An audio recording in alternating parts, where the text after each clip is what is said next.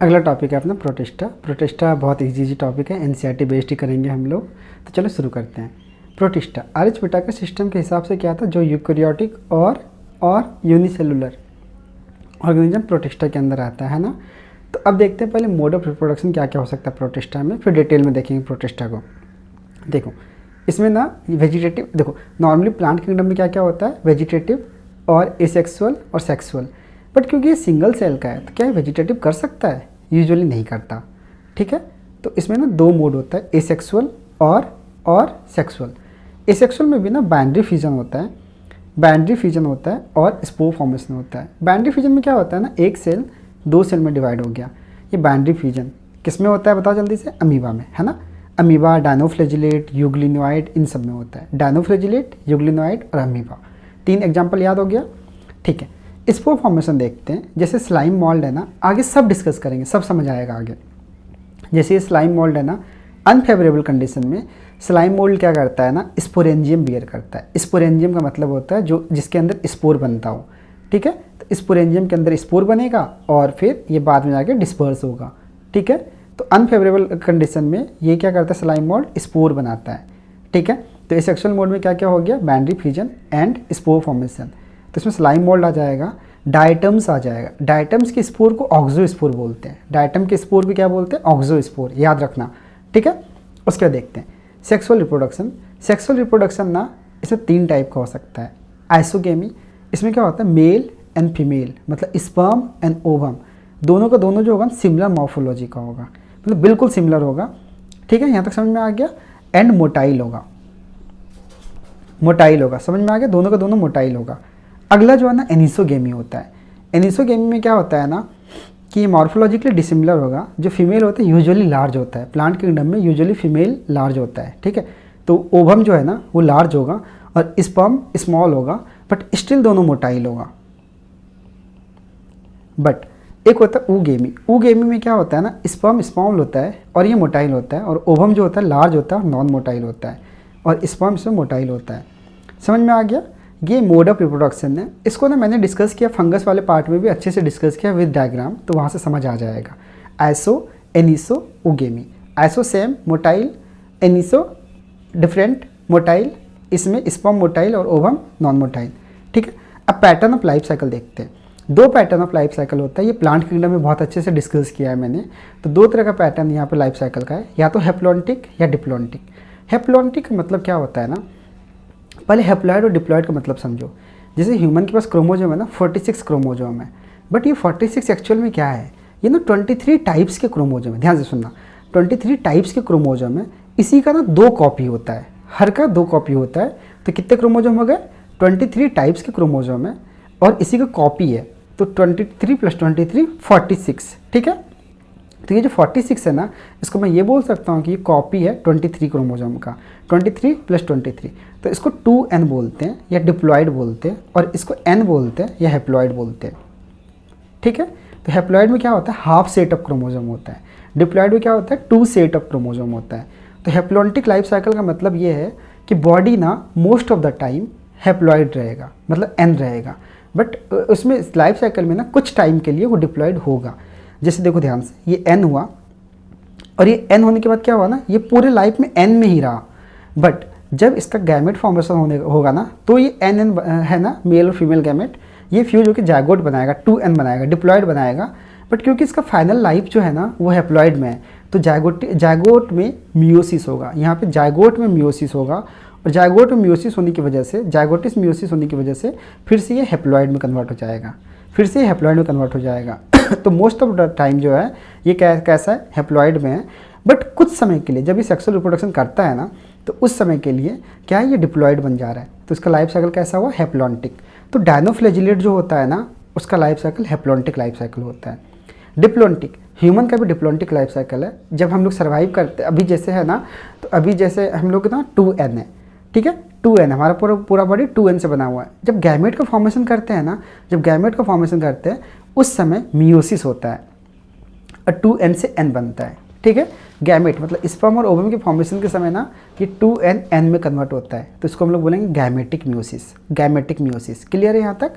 उसके बाद जैसे ये स्पर्म ओवम बनाना बहुत कम समय के लिए बनता है, फिर ये जाइगोट बन के 2n बन जाता है। तो इसमें most of the time body जो है ना वो 2n में है, मतलब डिप्लॉन्टिक लाइफ साइकिल है। Most of the life cycle जो है ना इसमें क्या है, डिप्लॉन्टिक लाइफ साइकिल है। क्लियर है यहाँ तक? ये डायटम्स में डिप्लॉन्टिक लाइफ साइकिल, डायनोफ्लैजिलेट में हैप्लॉन्टिक लाइफ साइकिल। क्लियर है यहाँ तक ना? अब आगे चलते हैं। अभी हम देखेंगे ना आर एच विटेकर सिस्टम में, जब मैंने बताया था तो मैं ये भी बताया था कि फाइलोजेनेटिकली रिलेशनशिप भी होता है। पहले मोनरन्स था, मोनरन्स के बाद इसको आर एच विटेकर सिस्टम से एक बार रिवाइज करना प्लीज़, फर्स्ट वीडियो है इस चैप्टर का, ठीक है। तो उसमें मैंने बताया था मोनरन से प्रोटिस्टा आया, प्रोटिस्टा से फिर तीनों फैमिली आया, तीनों किंगडम अलग अलग आया, प्लांटे, एनिमिलिया एंड फंगस, ठीक है। तो ये ना एक कनेक्टिंग लिंक बनाता है, ये किंगडम जो है ना एक लिंक बनाता है, ये बेसिकली कनेक्टिंग लिंक बनाता है किसका, प्लांटे, एनिमल एंड फंगस का विद मोनरा। समझ में आ गया यहाँ तक? ठीक है। इसके डिविजन्स होते हैं, बहुत सारे डिवीजन है, डिवीजन को देखते हैं। देखो जिस तरह फाइलम होता है ना एनिमल में, उसी तरह जो प्लांट किंगडम है ना उसमें डिवीजन होता है, उसी तरह प्रोटिस्टा में भी डिवीजन होता है। तो सबसे पहला जो डिवीजन है ना वो है क्राइसोफाइटा। क्राइसोफाइटा के अंदर दो आता है, दो मतलब बेसिकली मेंबर्स है, डायटम्स और डेस्मिट्स। डेस्मिट्स को ना गोल्डन एल्गी बोला जाता है, ठीक है, गोल्डन एल्गी। क्लियर है यहाँ तक? एल्गी, नॉर्मली एल्गी कहाँ आता है, प्लांट किंगडम में आता है, बट ये डेस्मिट जो है ना ये गोल्डन एल्गी है जो प्रोटिस्टा में आता है। डेस्मिट्स एंड डायटम्स मोस्टली ना ये इसका इन्वायरमेंट जो होता है ना ये फ्रेश वाटर में होता है मोस्टली। जो ये डायटम्स और ये है ना क्राइसोफाइट्स वाला जो है ना, डेस्मिट्स एंड जो डायटम्स है ना ये फ्रेश वाटर में होता है, बट ऐसा नहीं स्ट्रिक्टली फ्रेश वाटर में होता है, ये मरीन इन्वायरमेंट में भी हो सकता है, ठीक है। यहाँ तक उसके शेप देखते हैं, इसके ना डिफरेंट शेप हो सकते हैं, बहुत ब्यूटीफुल शेप होता है, triangular, diamond shape, spherical, needle like, कुछ भी हो सकता है, बहुत सारे शेप हो सकता है। शेप को याद रखने की जरूरत नहीं है, ठीक है। इन्वायरमेंट याद हो गया अपने को, फ्रेश वाटर। उसके अलावा ना इसका सेल यूकैरियोटिक सेल है। यूकैरियोटिक सेल मतलब क्या होगा, न्यूक्लियस होगा, ठीक है, प्रॉपर न्यूक्लियस होगा। तो चलो मैंने सेल बनाया, ये सेल मेम्ब्रेन है, इसके अंदर न्यूक्लियस है, उसके अंदर ना मैंने बहुत सारे वैक्यूल बनाया है, ठीक है।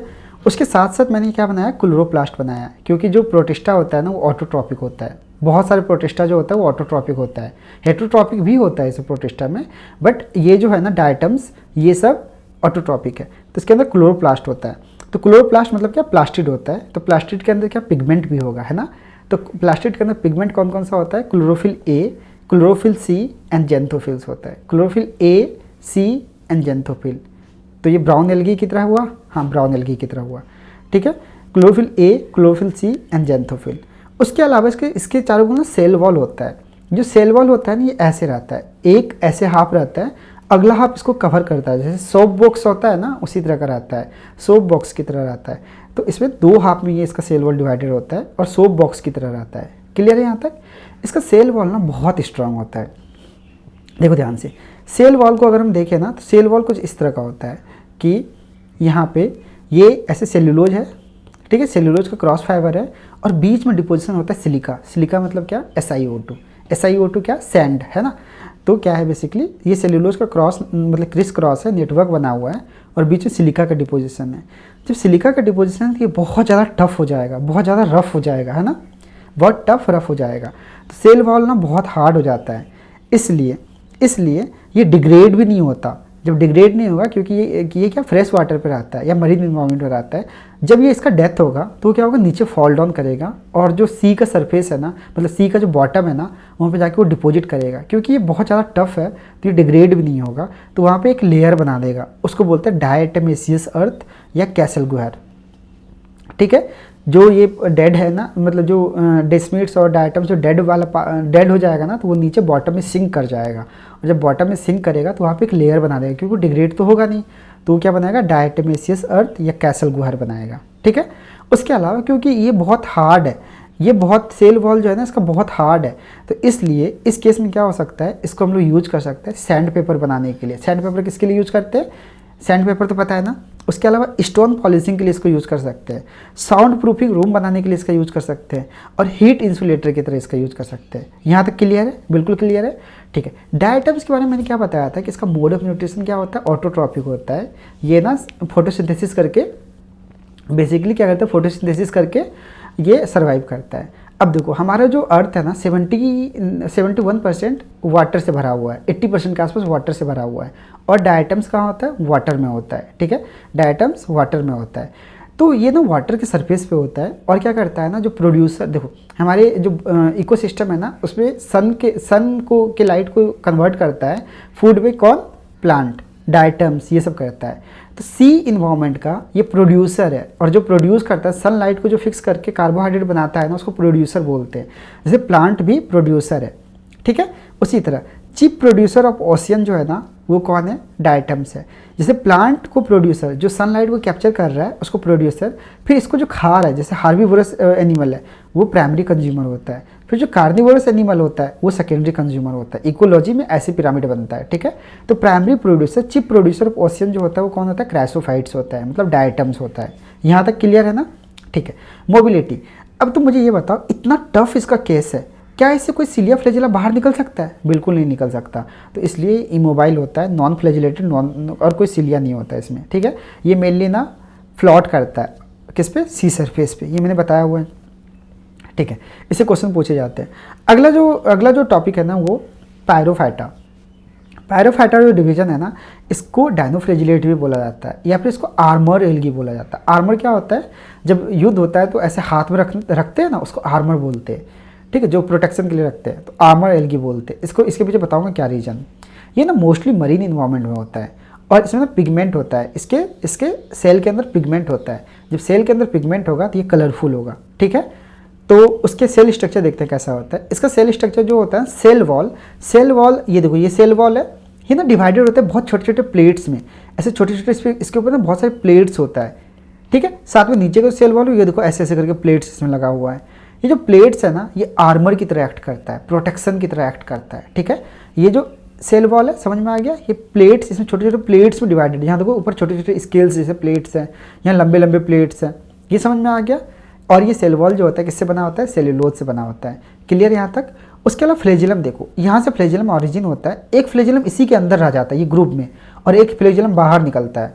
तो फर्स्ट फ्लैजिला बाहर दिखता है, दूसरा फ्लैजिला जो ग्रुप में रहता है। तो इसमें 2 फ्लैजिलम है, एक लॉन्गिट्यूडनल फ्लैजिलम, एक transverse, longitudinal transverse flagellum. Clear है? ठीक है। अब इसको देखते हैं। इस पर ना एक क्वेश्चन पूछा जाता है, मीजोकैरियोट्स। नॉर्मली क्या होता है ना, जो ह्यूमन है, ह्यूमन के अंदर क्या होता है? ये डीएनए है, डीएनए के बगल बगल में हिस्टोन प्रोटीन होता है जो डीएनए को स्टेबलाइज करके रखता है, डीएनए को कॉइलिंग करने में हेल्प करता है। बट जो डायनोफ्लैजिलेट होता है ना, उसमें हिस्टोन प्रोटीन अब्सेंट होता है। जब ये हिस्टोन प्रोटीन नहीं होता ना, तो इसलिए इसके जो मतलब वो है ना, डायनोफ्लैजिलेट का जो न्यूक्लियस है ना, उसको मीजोकैरियोट बोलते हैं, मीजोकैरियोट, ठीक है। Dinoflagellate lack histone, so known as mesokaryotes. एक बार स्ट्रक्चर को रिवाइज करते हैं फिर से। देखो ये कुछ इस तरह का स्ट्रक्चर दिख रहा है। सेल वॉल को हमने हटा दिया। सेल वॉल कैसा था? आर्मर शेप में, सेल प्लेट्स थे उसमें, है ना, तो आर्मर शेप में। तो सेल वॉल को हटा दिया। फ्लैजिलम देखते हैं, एक फ्लैजिला ट्रांसवर्स, एक लॉन्गिट्यूडनल फ्लैजिला। क्योंकि ये यूकैरियोटिक सेल है, न्यूक्लियस होगा, सेल मेम्ब्रेन होगा, और इसमें कुछ ऑर्गेनेल्स होगा। ऑर्गेनेल्स ना, जैसे यहाँ पे क्लोरोप्लास्ट है, इसके अंदर chlorophyll A, chlorophyll C and xanthophyll होता है, सिमिलर टू व्हाट? डायटम्स या ब्राउन एल्गी, ठीक है। तो ये क्या करता है ना, ये क्लोरोफिल जो है ना, इसे फूड सिंथेसिस में हेल्प करता है। साथ में जेंथोफिल इसको येलोइश कलर भी देता है, येलो ब्राउन कलर भी देता है। क्लियर है यहाँ तक? उसके अलावा बहुत सारे से ना फोटोजेनिक ग्रेन्यूल्स होता है। फोटोजेनिक ग्रेन्यूल्स का मतलब क्या होता है? जो बायोलुमिनेसेंस हो। बायोलुमिनेसेंस का मतलब क्या होता है? रात में चमकता हो, ठीक है। जैसे नाइट फ्लाई होता है ना, जुगनू, वो रात में चमकता है क्योंकि उसके अंदर बायोलुमिनेसेंस प्रोटीन होता है। उसी तरह इसके अंदर बहुत सारा फोटोजेनिक ग्रेन्यूल्स होता है जिसके अंदर बायोलुमिनेसेंस सब्सटेंस होता है। तो इसीलिए ये रात में चमकता है। तो सी सरफेस पे ऐसा लगता है लाइट लगा हुआ है, तो इसलिए इसको हम लोग बोलते हैं नाइट लैम्प या फायर एल्गी। क्लियर है यहाँ तक? नाइट लैम्प या फायर एल्गी, ऐसा लगता है कि आग लगा हुआ है, रेड कलर का होता है, ऐसा लगता है सी सरफेस पे आग लगा हुआ है, क्योंकि इसका इन्वायरमेंट क्या है? मरीन इन्वायरमेंट में रहता है। तो फायर एल्गी, नाइट लैम्प। उसी तरह ये ना गोनालैक्स और फिर जिम्नोडियम, ये दो है डायनोफ्लैजिलेट, जो क्या करता है ना, रेड कलर का पिगमेंट होता है। तो जो सी में टाइड नॉर्मली आता रहता है और वो रेड कलर का हो जाता है पूरा। क्यों रेड कलर का हो जाता है? Due to these organism. तो इसलिए इसको रेड टाइड बोलते हैं। रेड टाइड मेनली गोनालैक्स की वजह से आता है। क्लियर यहाँ तक? बट ये ना देखने में तो बहुत सुंदर है, बट ये क्या होता है? टॉक्सिन होता है, ये टॉक्सिक होता है ह्यूमन के लिए। तो ये ह्यूमन तक कैसे आएगा? सी फूड सिस्टम से आ सकता है। जैसे फिश क्या करेगा? इसको खाएगा, फिश को हम खाएंगे, तो ये टॉक्सिन ह्यूमन तक आ सकता है। ठीक है, यहाँ तक रेड टाइड समझ में आ गया, नाइट लैम्प समझ में आ गया, फायर एल्गी समझ में आ गया। ये बहुत इंपॉर्टेंट है टॉपिक। ठीक है, इसमें 2 फ्लैजिला होता है। क्लियर है ना? प्लीज़ 2 मिनट के लिए पॉज करो, रिवाइज करो, खुद से डायग्राम बनाओ और समझने की कोशिश करो, ठीक है। उसके बाद आगे देखते हैं। अगला जो डिवीजन है ना वो यूग्लिनोइड है। यूग्लिनोइड को ना इसमें देखो इसको connecting link between plant and animal बोला जाता है। क्यों? क्योंकि इसके फीचर्स ना प्लांट जैसे भी होते हैं, एनिमल जैसे भी होते हैं। जैसे ये फोटोसिंथेसिस कर पाता है, ठीक है, जब तक सनलाइट रहता है ना तब तक ये फोटोसिंथेसिस करता है, तो इसका मतलब ये प्लांट की तरह है। बट जैसे ही सनलाइट खत्म होता है ना ये होलोजोइक हो जाता है। होलोजोइक मतलब क्या? एनिमल जैसे, जैसे हम लोग जैसे खाना खाता है, ठीक है। और जैसे ही सनलाइट एब्सेंट होता है ना तो ये होलोजोइक हो जाता है, मोबाइल हो जाता है, घूमने लगता है और फिर छोटे छोटे बैक्टीरिया को खाने लगता है, ठीक है। जब तक इस पर सनलाइट रहता है तब तक ये फोटोसिंथेटिक होता है। जैसे सनलाइट जाता है ये होलोजोइक मतलब एनिमल जैसा हो जाता है। तो इसको इसलिए connecting link between animal and plant बोलते हैं। क्लियर है यहाँ तक? इसके स्ट्रक्चर्स को देखते हैं। यहाँ पे फ्लेजिला है, 2 फ्लेजिलम दिख रहा होगा तुम्हें, एक यहाँ एक यहाँ, ठीक है। फ्लेजिला इसको मूव करने में हेल्प करेगा। अब क्योंकि ये एनिमल जैसा बिहेव कर रहा है तो यहाँ पे ना लाइट रिसेप्टिंग कुछ यहाँ पे ग्रेन्यूल्स होता है, इसको आई स्पॉट बोलते हैं। प्रॉपर आई तो नहीं है बट ये लाइट को सेंस करता है, तो ये आई स्पॉट हो गया। उसके अलावा इसमें कॉन्टेक्टाइल वैक्यूल होता है। जहाँ भी कॉन्टेक्टाइल वैक्यूल होता है ना उसका मतलब होता है ऑस्मो रेगुलेशन, मतलब ये ना इस सेल के अंदर कितना पानी रहना है कितना पानी नहीं रहना है वो डिसाइड करेगा, ठीक है। उसके अलावा क्योंकि यूकैरियोटिक सेल है तो इसके अंदर सेल न्यूक्लियस होगा, न्यूक्लियस उसके बाद सेल मेम्ब्रेन होगा। सेल मेम्ब्रेन में ना छोटे छोटे इसमें ना पेलिसेस होते हैं, मतलब छोटे छोटे हेयर लाइक स्ट्रक्चर निकले हुए रहते हैं और उसमें सेल वॉल नहीं होता। अगर ये सेल वॉल होता तो क्या ये मूव कर पाता? नहीं, तो इसमें सेल वॉल नहीं होता। तो जब लाइट रहता है तो ये फोटोसिंथेटिक और जब लाइट नहीं रहता है तो ये होलोजोइक एनिमल लाइक हो जाता है। स्ट्रक्चर आई स्पॉट होता है, कॉन्टेक्टाइल वैक्यूल होता है जो इसमें वाटर को रेगुलेट करता है, न्यूक्लियस होता है और यहाँ पे पेलिसेस होता है, ठीक है। ये ना मेनली फ्रेश वाटर में होता है बट ये डैम्प सॉइल और ब्रैकिस वाटर, ब्रैकिस मतलब क्या होता है? स्लाइटली सलाइन, पूरा सलाइन नहीं है सी वाटर की तरह बट स्लाइटली सलाइन है, तो उन वाटर में भी ये सर्वाइव कर सकता है बट मरीन इन्वायरमेंट में नहीं रह सकता। क्यों? क्योंकि सारा पानी निकल जाएगा इसके अंदर का, क्योंकि बाहर क्या हाइपरटोनिक सॉल्यूशन हो जाएगा ना, तो सारा पानी इसका बाहर निकल जाएगा। तो इसलिए ब्रैकिस, डैम्प और फ्रेश वाटर में आता है। क्लोरोप्लास्ट इसमें कैसा होता है? ए, बी और जेंथोफिल, ये बिल्कुल किसकी तरह है? ग्रीन एल्गी की तरह है। ये क्या है? सेम एज ग्रीन एल्गी और normal higher plant. Normal higher plant में भी यही होता है, नॉर्मल हायर प्लांट में भी यही क्लोरोफिल होता है। तो यूग्लिनोइड जो है ना ये बिल्कुल कनेक्टिंग लिंक है किसका? एनिमल एंड प्लांट किंगडम के बीच का। क्लियर है यहाँ तक ना? उसके देखते हैं अगला जो अपना डिवीजन है वो है बेसिकली कौन सा? Slime mould. स्लाइम मोल्ड को ना मैक्सोमैसिटीज बोलते हैं, ठीक है। स्लाइम मोल्ड डिकम्पोजिशन में बहुत हेल्प करता है। जैसे ये सन है, इसको ये यहाँ पे प्लांट है जो क्या है? प्राइमरी प्रोड्यूसर है। प्लांट क्या किया ना, इसको हर्बीवोरस एनिमल खाया तो ये प्राइमरी कंज्यूमर, कार्निवोरस एनिमल ना इस हर्बीवोरस एनिमल को खाया तो ये सेकेंडरी कंज्यूमर। बट क्या होता है ना कि ये सब जब भी मरता है, जब भी डेथ होता है इन सब का, तो सब डीके करता है। और डीके कौन करवाता है? डिकम्पोजिशन। उस प्रोसेस को क्या बोलते हैं? डीके या डिकम्पोजिशन। ये कौन करवाता है? फंगस और बैक्टीरिया और स्लाइम मोल्ड, ठीक है। उसके अलावा अर्थवॉर्म। ये क्लियर है यहाँ तक ना? बहुत इंपॉर्टेंट है। कौन कौन डिकम्पोजर होता है ये 12th में बहुत बार आएगा। फंगस, कुछ बैक्टीरिया, फंगस में भी कौन सा बताओ जल्दी से? ड्यूटेरोमाइसिटीज 4th क्लास होता है उसका। स्लाइम मोल्ड अभी हम देखेंगे, अर्थवॉर्म आगे देखेंगे, बैक्टीरिया के बारे में पता है ही अपने को, ठीक है। अब देखो जैसे ये डेड एंड डिकेइंग ऑब्जेक्ट है, अब क्या हुआ ना कि अब इसको डिके करवाना है तो स्लाइम मोल्ड क्या करेगा ना, इसके पूरे सरफेस पे से ग्रो करेगा फेवरेबल कंडीशन में। सरफेस पे ग्रो करेगा, देखो ध्यान से, ये सरफेस पे से ग्रो किया है, मल्टीपल न्यूक्लियस है इसके अंदर, मल्टीपल न्यूक्लियस है तो ये पूरा ग्रो करेगा। तो ये जो मल्टीपल न्यूक्लियस वाला जो पार्ट है ना इसको प्लाज्मोडियम बोलते हैं। ये ना जब मान लो डिकेइंग ऑब्जेक्ट बहुत लंबा है तो ये पूरे पे से ग्रो कर जाएगा और इसके अंदर बहुत सारा मल्टीपल न्यूक्लियस होगा, ठीक है। तो ये ना सेवरल फीट तक, बहुत लंबे डिस्टेंस तक ये ग्रो कर सकता है। बट अगर मान लो अनफेवरेबल कंडीशन हो गया, ये फेवरेबल कंडीशन में ऐसे ग्रो कर रहा था, बट सपोज मान लो अनफेवरेबल कंडीशन हो गया तो इसको सर्वाइव भी तो करना है ना, बट अनफेवरेबल कंडीशन में सर्वाइव नहीं कर पाएगा। तो ये क्या करता है ना, अनफेवरेबल कंडीशन में यहाँ से स्पोरेंजियम बियर करता है। ये ना जो ये प्लाज्मोडियम था ना ये डिवाइड हो जाता है और डिवाइड होकर स्पोरेंजियम बियर करता है। स्पोरेंजियम बियर करता है और स्पोरेंजियम के अंदर ये स्पोर बनाता है। स्पोर क्या होता है ना, स्पोर के अंदर सेल वॉल होता है, स्पोर के चारों वॉल सेल वॉल होता है और वो बहुत ज़्यादा रेजिस्टेंट होता है। तो अनफेवरेबल कंडीशन को वो टॉलरेट कर जाता है, ठीक है। जब वो टॉलरेट कर जाता है फिर जब फेवरेबल कंडीशन आता है फिर से वो एयर से डिस्पर्सन होता है और फिर से वो फेवरेबल कंडीशन आने पे ऐसे ग्रो करता है। एक बार प्लीज़ पॉज करो, इसको देखो, मैं एक बार फिर से समझाता हूँ। देखो अभी फेवरेबल कंडीशन है, कोई डेड एंड डिकेइंग ऑब्जेक्ट है, उसके ऊपर क्या किया, स्लाइम मोल्ड ग्रो किया, मल्टीपल न्यूक्लियस फॉर्मेशन कर लिया, इवन सेवरल फीट तक ये ग्रो कर जाता है। बट जैसे अनफेवरेबल कंडीशन आया ना, प्लाज्मोडियम जो है ना ये ब्रेक कर गया। प्लाज्मोडियम ब्रेक करने के बाद क्या होगा, वो स्पोरेंजियम बियर करेगा। स्पोरेंजियम बियर करने के बाद क्या करेगा, उसके अंदर स्पोर आएगा। और जब वो स्पोर आएगा ना, तो स्पोर क्या होगा ना, स्पोर के चारों ओर सेल वॉल होगा। स्पोर के चारों ओर क्या होगा, सेल वॉल होगा। तो वो जो सेल वॉल होता है ना, हाईली रेजिस्टेंट होता है। सेल वॉल जो होता है ना, वो बहुत ज़्यादा रेजिस्टेंट होता है। ठीक है, तो स्पोरेंजियम के अंदर स्पोर आ गया। स्पोर क्या है, जब तक अनफेवरेबल कंडीशन है तो उसको ये टॉलरेट कर लेगा। जब फेवरेबल कंडीशन आएगा ना, तो ये स्पोर ना डिस्पर्स करता है एयर के थ्रू, और जब फेवरेबल कंडीशन आता है फिर से ये स्लाइम मोल्ड बना लेता है। क्लियर यहाँ तक, बिल्कुल क्लियर है। तो वही चीज़ यहाँ पे लिखा हुआ है, सेवरल फीट तक ये ग्रो कर सकता है। प्लाज्मोडियम होता है मल्टीपल न्यूक्लिएटेड, ठीक है। उसके अलावा स्पोर जो है इसमें ट्रू वॉल होता है, और ये बहुत रेजिस्टेंट होता है, ये मेनी ईयर तक सर्वाइव कर सकता है जब तक अनफेवरेबल कंडीशन हो। उसके अलावा फेवरेबल कंडीशन में ये फिर से प्लाज्मोडियम में कन्वर्ट होता है। स्पोर ना डिस्पर्स होता है एयर के थ्रू। क्लियर है यहाँ तक, एयर के थ्रू होता है, ये इंपॉर्टेंट है। ये तो स्लाइम मोल्ड के बारे में। अगला जो डिवीजन है ना, ये हल्का सा लार्ज डिवीजन है, तो इसको प्रोटोजोन्स बोलते हैं। प्रोटोजोन्स जो है ना, ये प्रिमिटिव रिलेटिव ऑफ एनिमल बोलते हैं, क्योंकि इसमें ना सारे फीचर्स एनिमल जैसे हैं। तो प्रोटोजोन्स ना हेट्रोट्रॉपिक होता है। हेट्रोट्रॉपिक मतलब क्या, दूसरे एनिमल को खाता है, दूसरे छोटे छोटे ऑर्गेनिज्म को खाता है, मतलब खुद से खाना नहीं बनाता, हेट्रोट्रॉपिक होता है। तो मोस्ट ऑफ द जो प्रोटोजोन्स है ना, प्रीडेटर है। प्रीडेटर का मतलब क्या होता है, दूसरे ऑर्गेनिज्म को बताओ खाता है। इसमें से कुछ ना पैरासाइट भी है। तो पैरासाइट ना बेसिकली क्या करता है, हार्मफुल होता है और वो डिजीज कॉजिंग भी होता है। उसके 4 मेजर ग्रुप है। पहला जो ग्रुप है ना, अमीबॉइड ग्रुप है। अमीबॉइड ग्रुप बहुत ईजी, अमीबा की तरह। तो अमीबा में क्या होता है, ऐसे ही इरेगुलर सा होता है, क्योंकि अमीबा भी एक यूकैरियोटिक सेल है। तो सेल वॉल होगा, न्यूक्लियस होगा, साइटोप्लाज्म होगा।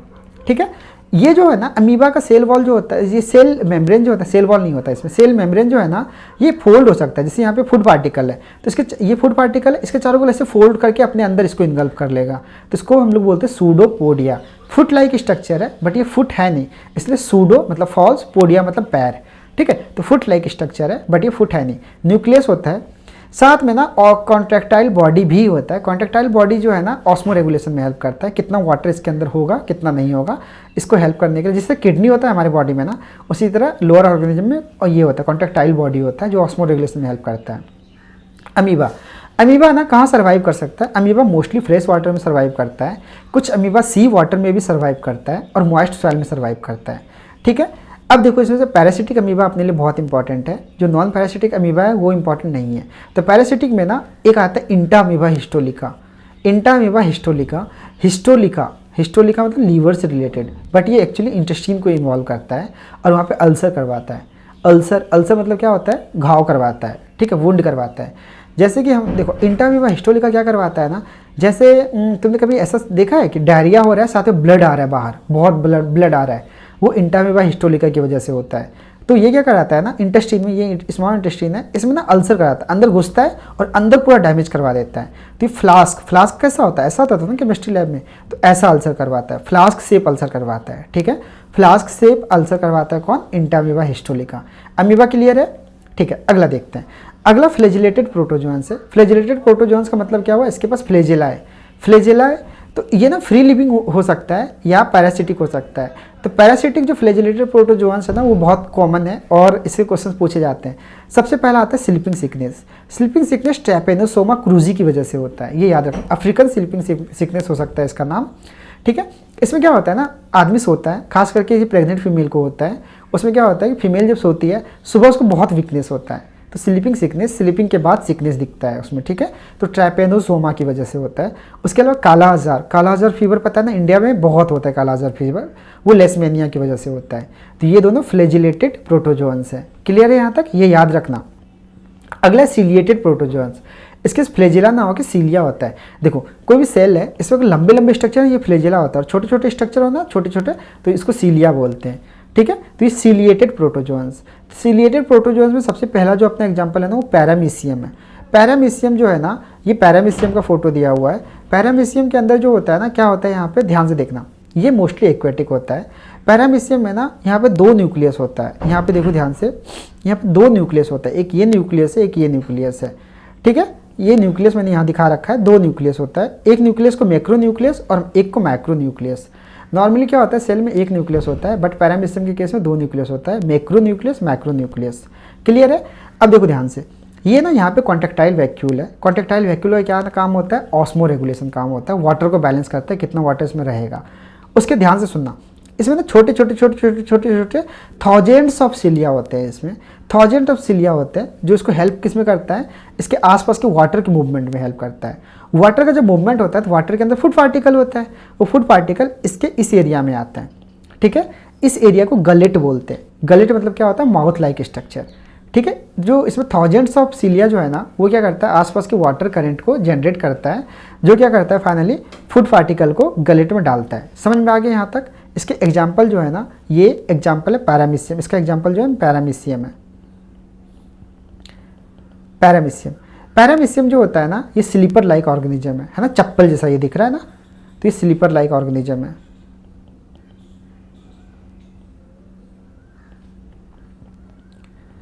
यहाँ तक क्लियर है ना? पैरामीशियम, पैरामीशियम इंपॉर्टेंट है। ये ना मोस्टली कोई डिजीज़ नहीं करवाता, ऐसे फ्री लिविंग होता है, डिजीज़ नहीं करवाता। यहाँ पे गलेट होता है जो बेसिकली फूड को इंटेक करने में हेल्प करता है। ये एक्वेटिक एनवायरनमेंट में होता है, तो फूड इसके वाटर करंट के साथ आता है, और वाटर करंट को कौन जनरेट करता है, थाउजेंड्स ऑफ सिलिया जो है ना, उसका मूवमेंट यहाँ पे वाटर करंट को जनरेट करता है। अगला स्पोरोजोअन्स है। स्पोरोजोअन्स, स्पोर लाइक, बस जोअन्स, जोअन्स मतलब क्या, एनिमल्स, मतलब स्पोर लाइक एनिमल। स्पोरोजोअन्स ऐसा ऑर्गेनिज्म होता है ना, जिसके लाइफ में कभी तो कभी स्पोर लाइक फीचर्स आते हैं। स्पोर मतलब क्या, इनएक्टिव, इनर्ट। ठीक है, तो स्पोर लाइक फीचर आते हैं। तो इसमें ना एग्जाम्पल याद रखना, अपना सबसे मोस्ट नोटोरियस जो है मलेरिया है। मलेरिया किसकी वजह से होता है, प्लाज्मोडियम। प्लाज्मोडियम का जो इन्फेक्टिव फॉर्म होता है ना, वो स्पोरोजोइट होता है। ठीक है, ये मैं कहाँ 12th में करवाऊंगा, हेल्थ एंड डिजीज में। तो यहाँ तक तुम्हें समझ में आ गया ना, बिल्कुल। ठीक है, स्पोरोजोअन्स समझ में आ गया। तो आगे मैं यहाँ पे आर.एच. व्हिटेकर सिस्टम का कुछ ड्रॉबैक बताया था, इसको याद करना।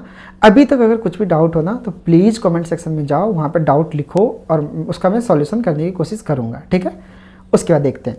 अभी तक कुछ भी दिक्कत नहीं है ना, इसको प्लीज़ एनसीईआरटी से रीड करना और नोट्स रिवाइज करना। अब देखते हैं आगे। Ciliates differ from the all other protozoan. Ciliates कौन था, सिलिएट्स कौन था, एग्जाम्पल क्या था उसका, पैरामीशियम। ठीक है, तो सिलिएट्स, अभी हम क्या देख रहे हैं, प्रोटोजोअन्स देख रहे हैं। प्रोटोजोअन्स में जो सिलिएट है ना, वो कैसे डिफर करता है, using pseudopodia for the capturing prey. No, pseudopodia कौन यूज करता था, अमीबॉइड, अमीबा करता था। ठीक है, तो यहाँ अमीबॉइड के लिए ये था। अगला देखते हैं, have the contractile vacuole for the removal excess of water. ठीक है, ये तो होता है सिलिएट्स के पास, बट ये डिफर करता है क्या, और सब में भी तो होता है ना ये। ठीक है, उसके using flagella for the locomotion, no, इसके पास सीलिया होता है, सिलिएट्स के पास सीलिया होता है। हैविंग कॉन्ट्रेक्टाइल वैक्यूल फॉर, ये ना सिर्फ इसमें नहीं होता, और सब में भी होता है। ठीक है, जैसे अमीबा में भी था कॉन्ट्रेक्टाइल वैक्यूल, तो ये इसको डिफर नहीं करता उससे। Having 2 type of nucleus, 2 type of nucleus सिर्फ इसी में है और किसी में नहीं है। तो इसका आंसर ये हो जाएगा। समझ में आ गया यहाँ तक? ठीक है, तो इसको मैं लिख देता हूँ ऑल्सो इन अमीबा।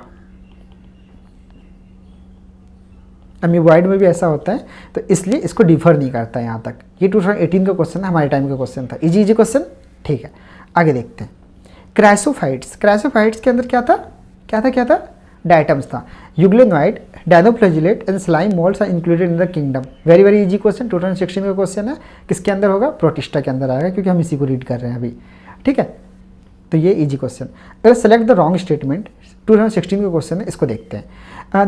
नीचे शुरू करते हैं। डायटम्स और macroscopic and float passively in the water, क्योंकि इसका सिलिया फ्लैजेला नहीं होता, तो ये पैसिवली वाटर पे। सिलिया फ्लैजेला क्यों नहीं होता, क्योंकि इसका टफ होता है सेल वॉल, तो उससे बाहर सिलिया फ्लैजेला निकल ही नहीं सकता, तो इसलिए ये तो सही स्टेटमेंट है। Diatoms are the chief producer in the ocean, हाँ, क्योंकि प्राइमरी प्रोड्यूसर और चीप प्रोड्यूसर है होता है ओशियन सिस्टम का, क्योंकि अर्थ का 80% पार्ट ओशियन है, तो ओशियन में ये बहुत होता है, तो इसलिए चीप प्रोड्यूसर अर्थ का है। डायटोमेसियस अर्थ या कैसल गुहार जिसको बोलते थे, is formed by the cell wall of diatoms, हाँ, क्योंकि सेल वॉल जो होता है वो डिग्रेड नहीं करता डायटम्स का, इसलिए।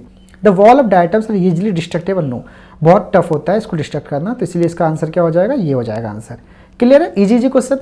ठीक है, आगे देखते हैं। Pick up the wrong statement, wrong statement से देखना है, तो पहले देखते हैं। Cell wall is absent in animalia, cell wall is absent in animalia, ये तो बिल्कुल सही स्टेटमेंट है, क्योंकि सेल वॉल नहीं होता एनिमल में। ठीक है, सेल वॉल किस में होता है, फंगस में होता है और प्लांटे में होता है, protista have the photosynthetic and heterotrophic mode of nutrition. Protista, इसमें कुछ फोटोसिंथेटिक भी होता है, जैसे यूग्लिना भी देख लो फोटोसिंथेटिक है, डायनोफ्लैजिलेट फोटोसिंथेसिस है, और फिर डायटम्स फोटोसिंथेटिक है, बट जो प्रोटोजोन्स वाला पार्ट है वो हेटेरोट्रॉपिक होता है, तो ये तो सही है। सम फंगस आर एडिबल, हाँ जो मशरूम हम लोग खाते हैं वो फंगस है, वो एडिबल होता है। Nuclear membrane is present in the monerans. Monerans क्या होता है? प्रोकैरियोटिक सेल होता है, तो प्रोकैरियोटिक में न्यूक्लियर मेम्ब्रेन कभी नहीं होता, ठीक है, उसमें क्या होता है? न्यूक्लियोइड होता है। तो इसका आंसर क्या हो जाएगा? इसका आंसर डी हो जाएगा। अगला क्वेश्चन देखते हैं, इजी था क्वेश्चन, 2015 का क्वेश्चन था ये ठीक है। अगला क्वेश्चन देखते हैं। अगला क्वेश्चन क्या है? In which group of organism the cell wall form two thin overlapping cell which fit together. Soap box like cell wall किसमें था? Soap box like cell wall किसमें था? डायटम्स में, क्राइसोफाइट्रा में, ठीक है, तो इसका आंसर ये हो जाएगा। इजी था ना सारा, ठीक है। अगर कुछ भी डाउट हो ना प्लीज़ कमेंट सेक्शन में मुझे बताओ, ताकि मैं अगली वीडियो में उसको इम्प्रूव कर सकूँ।